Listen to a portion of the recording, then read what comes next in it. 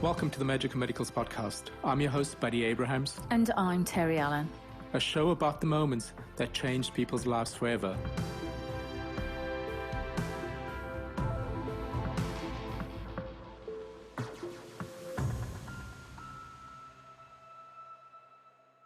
Welcome to the Magical Medicals podcast. I'm your host, Buddy Abrahams. And I'm Terry Allen. And today we've got a special friend of yours, Terry. Yes, so we'd like to say hi and welcome to Grenville Williams, who we met through the universe in Solihull in England when I was home in October.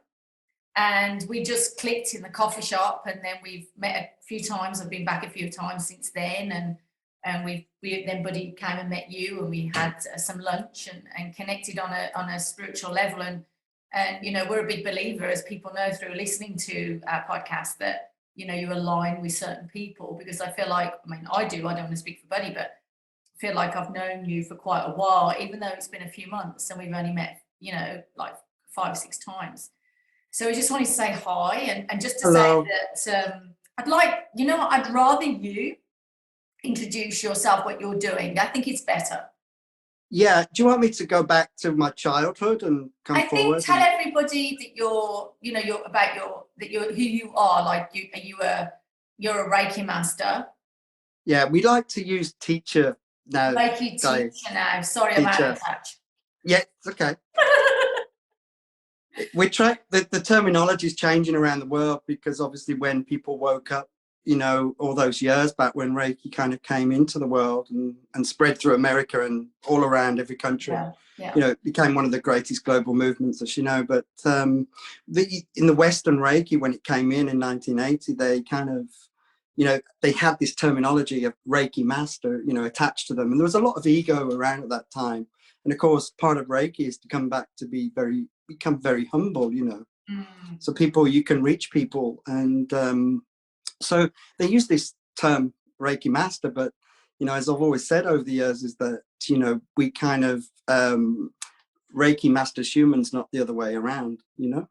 So, you know, Reiki meaning true self, you know, spiritual energy, keys, energy, or true self. And so the individuals just came back and embodied what we call the great bright light, and that's the main purpose. But obviously there's these 5 precepts, and people would just, you know, because everybody's at a different level, they would work through these precepts. You know, just for today, don't worry, don't anger, you know, be humble, you know, be honest in your development, and then, you know, be compassionate to self, and then others last. And that would be sort of the foundation of the system of Reiki, and then the conclusion to it, because it would just complete that part of their journey back to true self. And you work a lot, before we get onto your story, you work a lot with women, don't you? If you'd like to just share. I do. Probably about 98% with women, you know, sort of, you know, a lot of from every part, really, from traumas, relationships, you know, beauty industry, the modeling industry, you know, there's a lot of trauma at that end, as I said before. And I've noticed this, and so I'm able to sort of try and extract them out of that with all the tools that I've gained, you know, since my journey started. Well, I think it's fascinating. You kind of meet someone in a coffee shop, and all of a sudden you've got that connection all of a sudden, and you just kind of, and you're on the podcast. Yeah. So, thank you, Grenville, and welcome. Yeah. Welcome. It's nice to meet you too. So we're going to leave it to you now, because we don't know what story you're going to share, because obviously our listeners know by now, you know, this the podcast has been going a year now. And, you know, on your journey that you're going to share with people. So we like to go with you on that journey and unfold. And thank you. And just, So I guess, you know, I wanted to sort of go back to my early childhood. And I was born in, you probably know a place called Earlswood by the lakes. Yeah. Earlswood Lakes. And I was born there. My parents not there now, but my sister lives in that home. And of course it backs onto those 3 lakes, and there's woodlands. So as a child growing up, as a young child, I was sort of around natural environment. Right. And that was conducive to my harmony and my bliss. And then like many people around the world, we drift off and go down these pathways of learning, and slowly, it's a magical childhood. I knew I was sensitive, and I knew there was something, there was healing there, but I didn't understand what it was then. And my path then seemed to sort of, as I came into my teenage years, it started to get a little bit troubled. And then, coming up to sort of leaving school, I went to work in the city. It was early morning. My nutrition went down, and I just sort of went into the darkness, and it just got very black, and I just lost my way through that work. And that process was about 20 years, I think, about 20 years. And yeah, it was really, really tough in there, sort of emotionally, mentally, and spiritually. I'd completely lost my way, didn't know who I was, and I was bedridden at periods with, manic depression and a lot of different things. So the creativity went completely out, it just went. And just really, and I think so many people on the planet go through these processes, through, I completely agree with you, because you kind of lose that balance of life, because you kind of said that you brought up in nature, and you had that balance within nature, and all of a sudden, as you grow older, you had different influences that come in, obviously, and you kind of lose your core being through nature, and you kind of lose that balance. Well, you're in the city, around people, probably around a lot of alcohol if you're in England, and it isn't the same energy, is it? It's not a natural energy. No. And also, you're probably going through a time of exploring and understanding and trying to find yourself, because I went through that myself. I know I did. I went through that. I went through that myself, where I had to go and I did a lot of stuff which wasn't right at the time, but I had to go through it to learn, obviously, through their experiences. Yes. Yeah. So I think I term it sort of now, buddy, Terry, I kind of call it direct experience, through the senses, through the 5 senses and the psychic senses. And then, I call it psychic overload, an overwhelm that we didn't understand, or we forgot wisdom, we forgot knowledge, yes, that we had in the core, if you like. And of course, it slips us back into the shadow and in a child sort of damage and or various different things. So from that point, kind of went on to I was there for about 18 years all in total. And in and out of depression and that darkness. Well, the work environment, Terry, was mainly, so I was a wholesale fish merchant. Oh yes, in the city.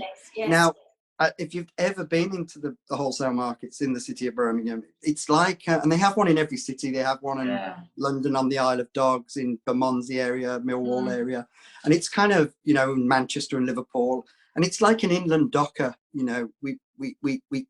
We sort of unloaded crates of fish in the night at 2:30 in the morning, and this wasn't right for my spirit. It was just wrong. And what happened was, because of the environment, the type of men I was working with, it's like being in a prison.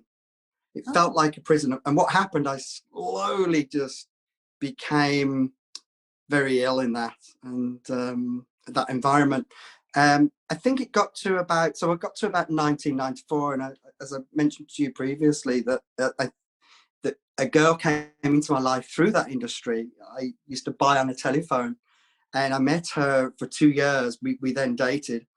And she was down south, and she used to be a supplier of fish to us, and it would be this lady that my soul would have chose to catalyze me.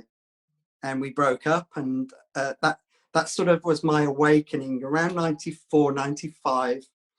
And I from that day, when she walked away, she came back into my life 20 years later. I taught her Reiki, so she went on a really bad journey with alcohol and and divorces and relationships and things. So we connected again. And so around 1995, I remember sitting on my stairs, at my old house, and thinking, oh gosh, and I must have got this magazine from somewhere. I opened this magazine, and I saw this Reiki course. by this Reiki master at the time, a Western Reiki master in Worcester, at a health clinic. And I went along. I thought, I've got to be on this.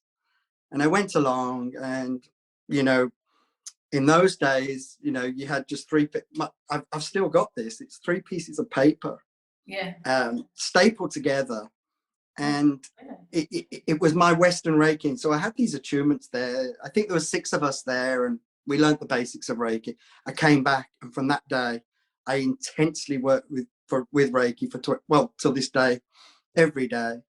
And then I think 1997. Well, going back 1995, I went to the College of Healing Psychostudies, but I didn't finish the course there. It just jolted me enough to go on to Reiki. And then I met a lady there on this course, and she said she was a Reiki teacher. She was an aromatherapist, and I kind of contacted her later, and she took me through a 2nd level, and then 3 years later, it took me about 4 years to clear, you know, go through the cleansing and the clearing to get to a teacher level. And then I did that in 1997, and then 2000 I went and sat with her for the 2nd level again. And then 2001 I was ready to teach, and I went out, and I've been teaching from that day, you know, and then I came to Sekhem in 2000. So I was moving these 2 energies, these Japanese sort of Reiki true self energy, and then sort of the Egyptian soul energy, and moving those 2 forces along and spreading it around, you know. And obviously, as you started Reiki process, because when you start Reiki, you kind of go through a healing process, and you have all these emotions that comes up. Did you have any of these emotions come up? How did you deal with those emotions? But it was like nothing else. My transformation, I mean, people used to come up to me, spiritual people, 20 odd years ago, and they says, oh my God, they used to stand in front of me and go, what this man has come through, how he's got through this, we don't know. But I do believe that the soul kind of, you know, my friend says to me sometimes, I think your soul knew when it's time to shift, because obviously if I've used energy to move, like you say, all these emotions come up, it clears all the thoughts, the thought forms. And I think because it's a spiritual energy, you know, in the spiritual body, I'd been moving it probably for the rest of my life, you know, in this life. And I was ready to connect at that time. And I do believe that that's what happens with Reiki people. They kind of go away, you know, inside and get lost, and, you know, emotional lives and mental health lives, or mind health, I like to call it mind health. And then when they're ready to kick into the Reiki, it kind of clicks in, and that's their journey. Then they wake up, you know, that awakening, if that makes sense. Yeah, no, completely, because I mean, we are also, well, you want to say Reiki masters, that's right, Reiki teachers, but yeah, a deep level of cleansing and healing on yourself on many levels. It's before you can go and work with other people.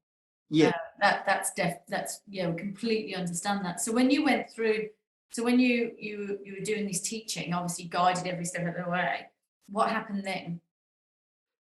Well, obviously I was still facing self, you know, as I say to people, you know, when you become a teacher, if you don't move, you know, you don't move yourself inside, that, you know, I just went behind closed doors and did the right things, and I obviously drew the best teachers to me that I needed at that time to, as I always say, to mirror and reflect, and teachers, because, you know, I always say we only have teachers that come in front of us because they're just showing us who we are and mirroring. Did at any point you ask the universe? Like, I remember when I was at a pivotal point in time in my life, that I remember praying and knowing something was off. And I was like, I need help, I need something, you know. And then, like, you received a healer through someone. Not going, and that then opened another door for me to do my work, you know. That was for me, and a bit similar for you, correct? For me as well. I mean, I was at a really bad stage in my life, and I remember I was sitting in the office one day, and this lady just came and put a note on my desk and said to me, you have to go see this guy. And I was like, who's this guy? And like, anyway, I didn't call him at all. And that day I had a meeting outside. He then called me an hour before I left, and he says to me, what are you doing today? I said, well, I've got a meeting outside. This is the time is going to be, I'll probably finish by about 2 o'clock or so. He says, well, I need you to come and see me. I'll be available from about 2 onwards, he says to me. So I said to him, okay. And at about 1:30, he called me, he says to me, where are you? I said, well, I'm still in my meeting. He says, no, you're done in your meeting. You need to come and see me. And then I went to go see him, and my life changed ever since. And it was a kinesiologist, a friend of mine, Johan. And he kind of changed my life. I saw him every single day for about 5 years, every week. Wow. And he cleansed me out and cleaned me out and kind of got me back where I need to be. So, yeah. Wow. Well, it's funny, buddy, because when I went to have my first Reiki attunements in 1996 with a man called John Shango, we don't hear of John anymore, but he wrote this book. He came from quite a dark past, and it's really funny because that was the first time on that course that we did some kinesiology at that time, and I'd never heard of it, but it's muscle balancing. It's muscle testing. So what it does, it tests the energy in your body, but also it tests the vibration within the organs.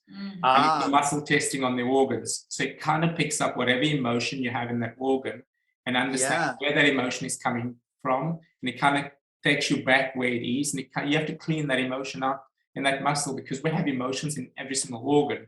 You know, your kidneys are one of the largest organs where it holds the most emotion, whether it be anger or suppression or sadness or something, or trauma from childhood. It goes into the organs, and kinesiology changes that, kind of balances out the organs again, and kind of balances the vibration within the energy field of the body. So that's what it does. Fantastic. Yeah.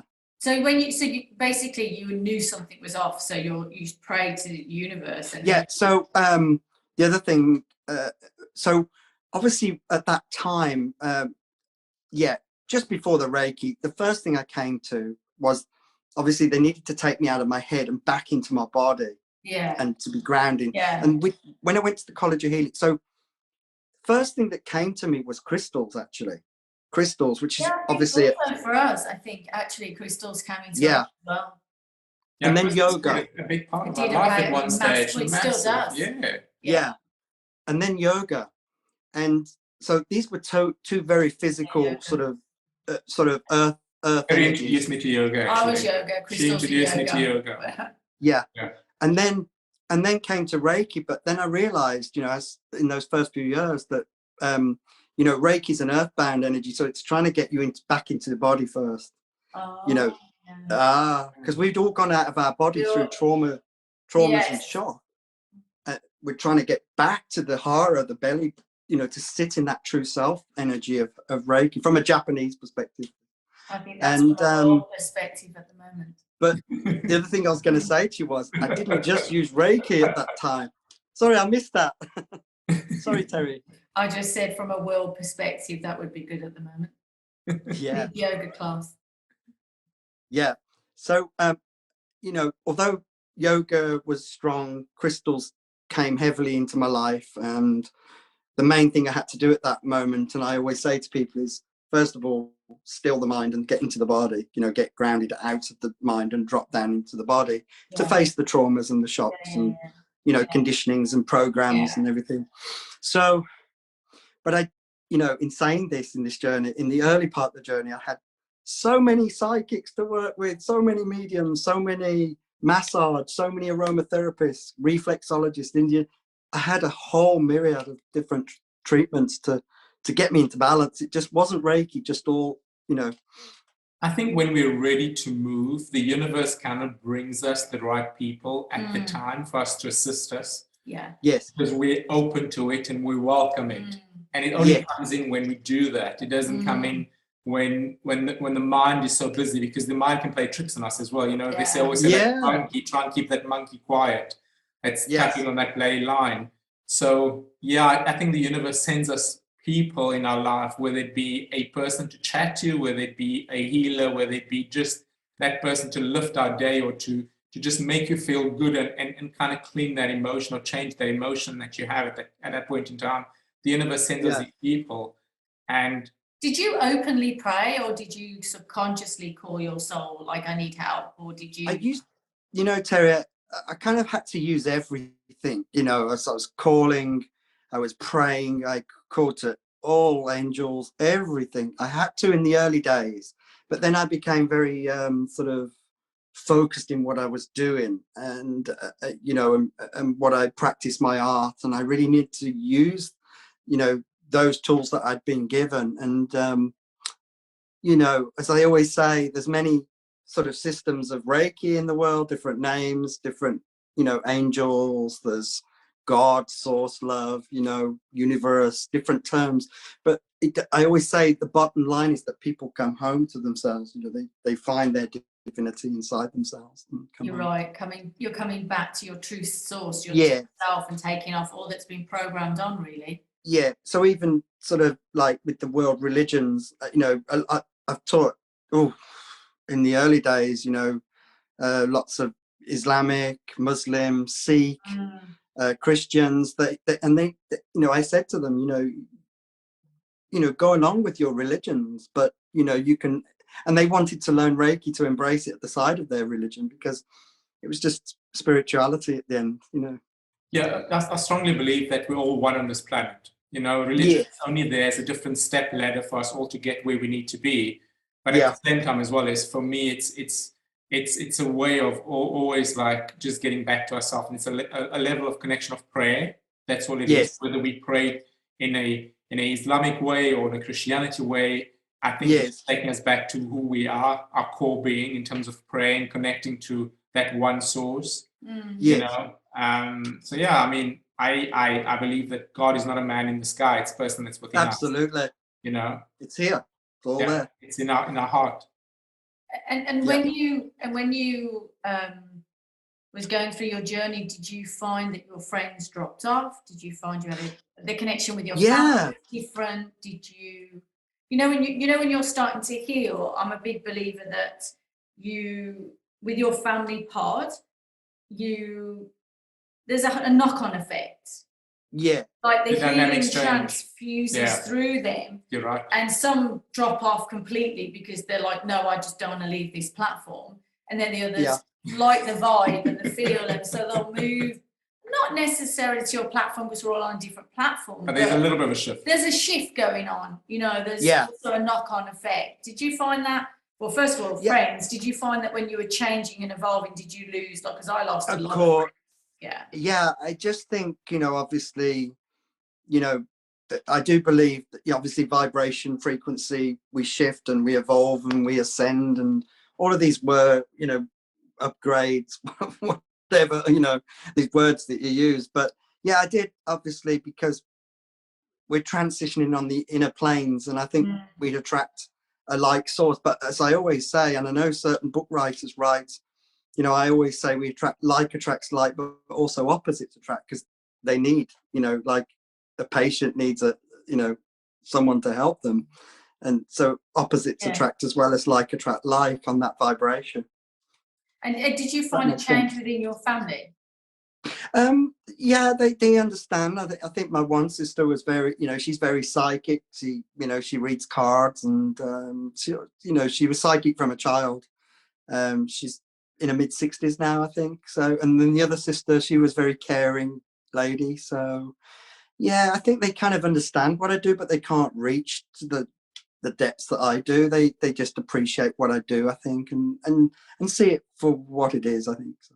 And did you find that when you were going back to your true self, as we're always in stuff, but you know what I mean, did you find that that you knew then what your calling, your soul calling was for this planet? Yeah, I think because it's been such a it was so up and down, as you know, and it's in a cycle. It's never been clear until now. I really would love to go into mass healing, and I think there's more sort of prophets on the earth now at this time to move this planet and consciousness to where it needs to be in a natural, the old natural ways. And yeah, we're all called at this time. I think we've come in the droves at this time, but it took a while. But I think I kind of, you know, from that point, from around 96, 97, 98, 99, I was still sort of going through this turmoil. And then obviously when I came to 2001, it was just, you know, very active in my treatments, sort of Reiki treatments. And then very active as a teacher since 2001. But obviously my experience has got better, and just trying to, you know, my understanding of the system of Reiki, and then coming to Sekhem in, I say 2002, I was sort of pushing this bigger energy along, which is going to be very needed now on the planet. And what do you think brought the women? Because you are predominantly working. Yeah. Where did that come from? Yeah, that's an interesting one. I think because I was close to my mum as a child, you know, she was on the theatre, and she was a dancer and ballroom dancer and Latin professionally with my dad. So I was brought up with kind of, and then two sisters, no brothers. So I was brought up with this femininity, and this drew me strongly to the feminine. Right. And then I was studying women all of my life, not just externally, but internally in my feminine energy. So I became sort of really close and had this ability. And I thought, well, okay, this is where I need to be, you know. But I think something's just come up recently, which is quite interesting, was a friend of mine in Scotland. She said to me recently that because you've healed more of your toxic masculinity, and we know that, you know, there's generations of toxic masculinity in from fathers to sons, and going back to their ancestral roots. And because I hadn't healed that, or, you know, as I've more healed my toxic, you know, my toxic masculinity, there's a few more men in my life that are good, you know, that I realize, oh my gosh, they're kinder to women, they're kinder to their partners. And so I thought, these guys are okay, you know, there is good men in the world, but I think it's very slow with men to heal, because they're just, the women are rising, and this is how I see it. So I saw it, just been around women a lot in my life, and I just can feel and sense and this ability. And of course, as I was teaching Reiki, I thought, well, my gosh, you know, all I'm getting is women. So yeah, it was interesting. I have a question for you in terms of, how do you feel within yourself now? You know, so because on the planet there's so different energies at the moment, and you have to be so disciplined in terms of making sure that you are aligned, checking in with yourself. And sometimes I go off balance sometimes as well. So what happens with you? The whole pandemic and what's going on, it's still going on, guys, in a so, sense. And how did you find that? Yeah. So these last 2 years, what I'm feeling, what I'm sensing is,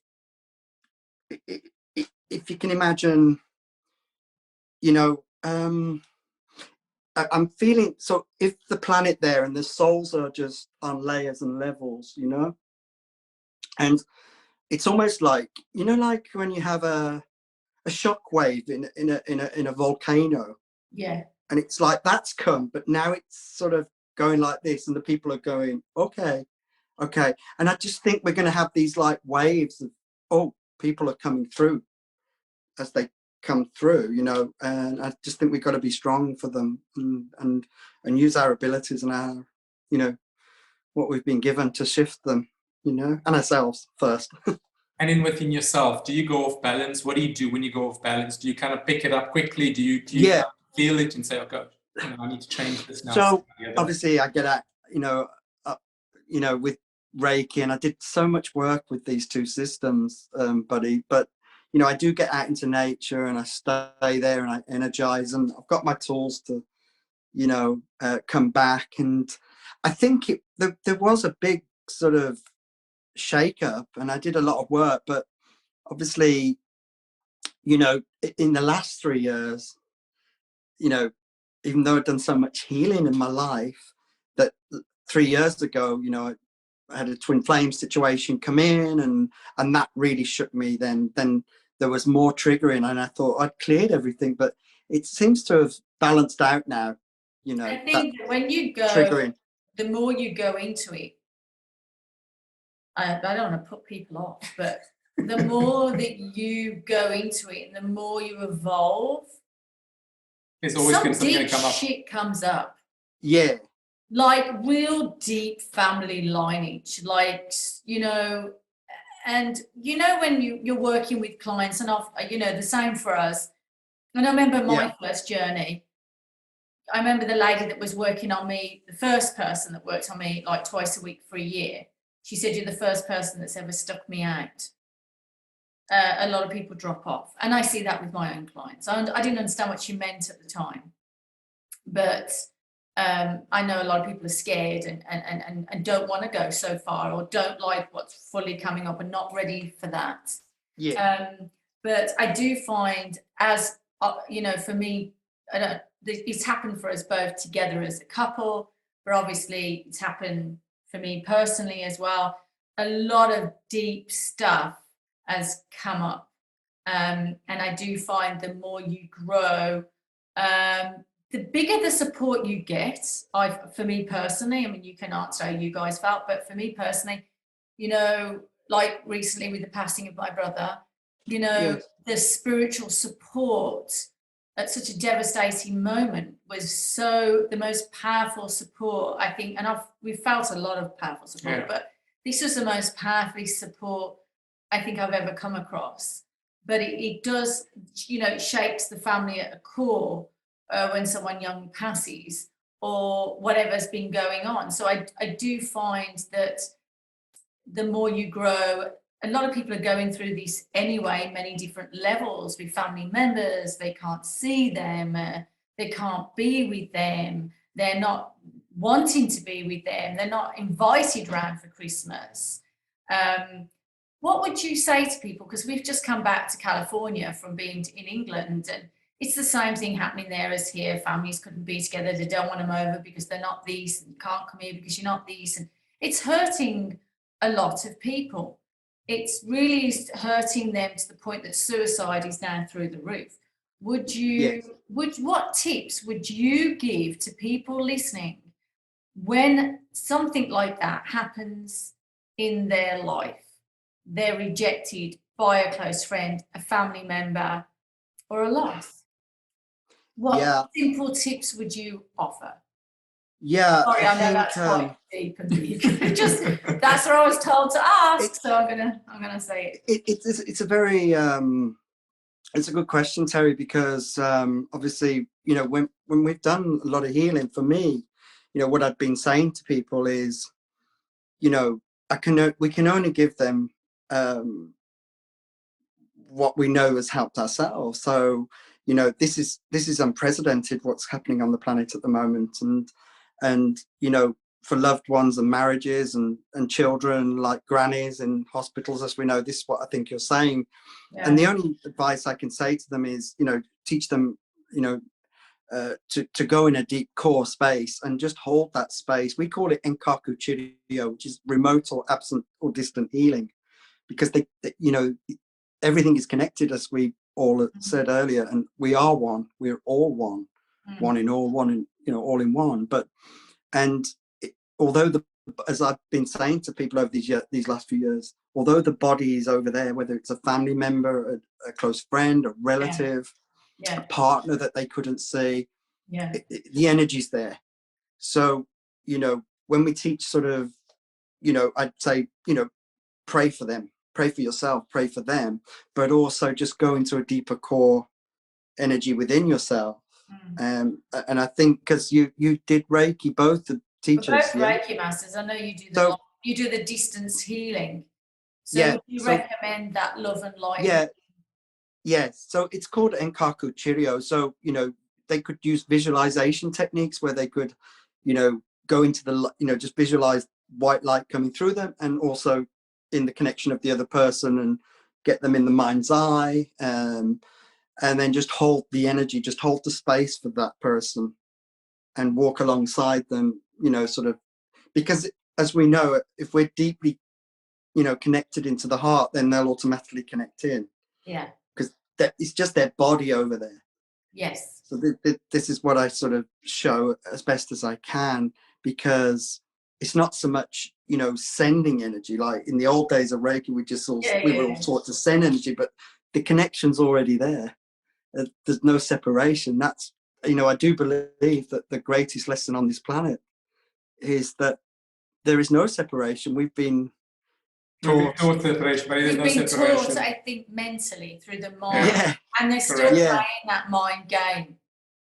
They're still doing that mind game. When you're right, you know, always when I get clients as well, or even children, or working with anyone, is that to still use that love and that light and speak spiritually to that person, and send energy to that person, and send light to that person, because you'll get far more further with that spiritual body than you would with the mental body anyway. Yeah. You know? So going back some time ago now, you know, when I first came to Reiki, like most of the schools, most of the teachers, we were taught to send energy, but there's no need to send. There's no separation. We just go in. As I went deeper into Reiki, I then realized through my teachers that, you know, we would go deeper into the heart and just hold them in that heart. In the heart, yeah, I agree. Yeah.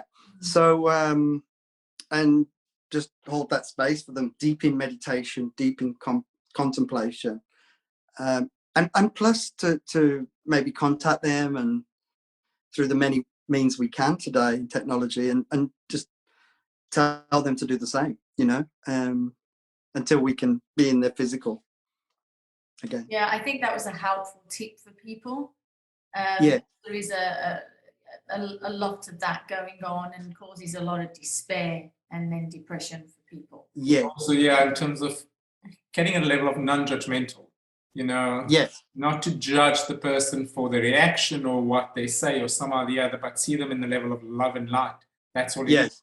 But still to speak up and be authentic. It's all right as all walking around and just saying nothing and being love and light. It just doesn't work. Sorry.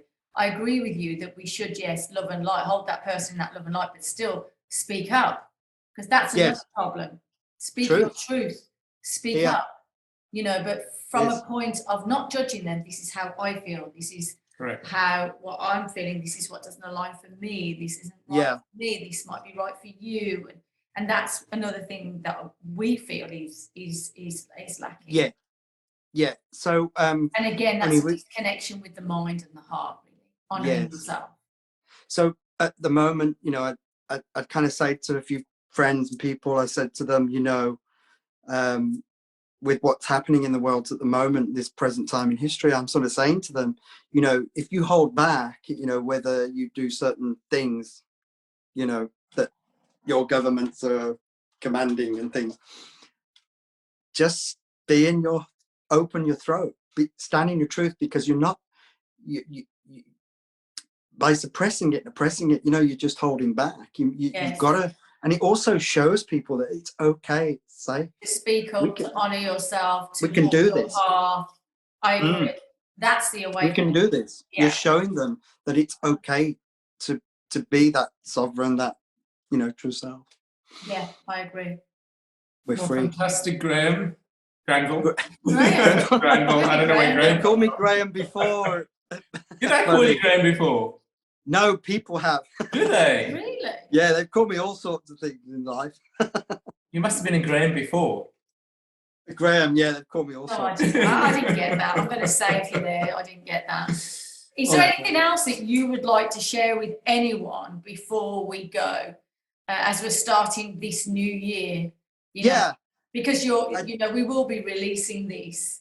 In the coming weeks, In the coming weeks. So, you know, would there be anything else that you would like to share with people for this coming year? I think so. I think a little, you know, some strong inspiration for people, you know, if they see this, or everything is possible where there's love. Where there's love, everything is possible. And if they can get in that space of love, you know, and trust and be patient, and just really go within, really go deep, really ground themselves into their body. I agree.